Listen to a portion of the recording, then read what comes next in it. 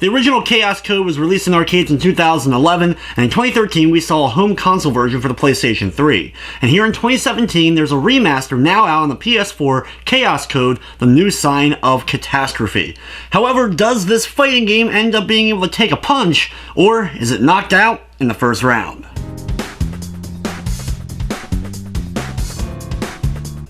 Chaos Code New Sign of Catastrophe is a rather typical anime fighting game with a lot of the same modes and features you would know and come to expect in a game like this. If you're familiar with the other games that Arc System Works has published, you will feel right at home with this one. The game features the standard arcade mode where you'll be going through match after match. You can select from many different difficulties, set things like the amount of rounds and the timer, and of course then select your character, and each character has a brief story at the beginning, has a few little quips here and there, and then has some stagnant pictures and some text for their cutscenes at the end once you're able to defeat the final boss. While the story isn't anything really to write home about, as each character is just trying to find the Chaos Code, this kind of unknown entity where whoever ends up finding it is given some sort of special reward. The real draw, though, is with the characters themselves. Each of them have quite a personality. Some of them really end up standing out, like the effeminate cosplaying Catherine to the really muscly big guy Bravo, as well as the anime fan Hikaru. Each one of them provides, of course, different moves and different styles, and have a variety of different colors, including even being able to customize the color scheme for each of the characters that makes you want to try out each one and see just what they're all about.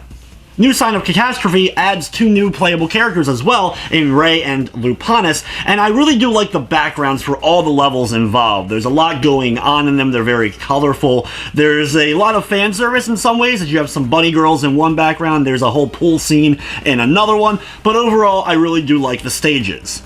When it comes to the fighting, it's very easy to pick up and play, though of course there is plenty of depth for comboing and mastering each of the characters. Standard moves like quarter circles and half circles will be used in order to pull off a lot of the special maneuvers, and each character was very easy just to kind of get a base playing style for each as I was trying every one of them. Along with the arcade mode, there's the survival mode where you have to take on a string of enemies in a row and see how long you're able to survive. There's a score attack where you go through a series of enemies, seeing just how big of combos and points you can end up earning by the time you get to the end of it. And then of course there's also online. Online was something that was desperately missing from the original Chaos Code release in 2013 for PS3, but having it here is one of the big draws. However, there's just not a lot of people playing it right now. In fact, after trying it several different times of the day, I was unable to get really any matches going. There's a gallery mode. You'll be earning points throughout the course of your matchups, and you can spend these points on different artwork and different concept art and the like, as well as, of course, viewing the endings for each of the characters once you unlock them.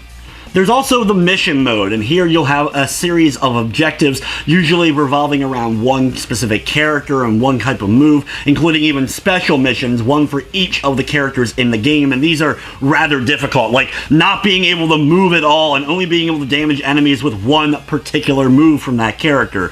If you're really good with those characters, you'll probably easily breeze through them, but some of them really end up putting up a fight, and this is actually where I spent a majority of my playtime trying to get through all of the missions. While Chaos Code doesn't do anything revolutionary with the fighting game genre, it still has a solid playing fighting game engine, and if you've never checked out the series before, it may be worth giving a look to. I really like the characters. In fact, I wish some of these characters would end up being in some of the more popular fighters just so I could play as them in there. I really ended up digging Cecilia, the android, and Hermes, as well as Bravo the chef. He's just an absolutely awesome character. From the technical side of things, the game ran smoothly. I didn't run into major glitching, crashing, or slowdown of any sort. Chaos Code New Sign of Catastrophe is available for $19.99 on the PlayStation 4. It features a full trophy list, including a platinum, though you're going to have to master those missions in order to actually get that plat.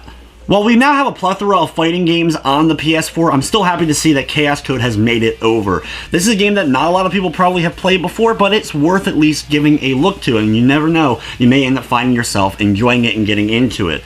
But with everything said, I'm going to be giving Chaos Code New Sign of Catastrophe a 7 out of 10. But anyway guys, it's going to wrap up this review. I'd like to thank you for watching, and of course I hope you enjoyed.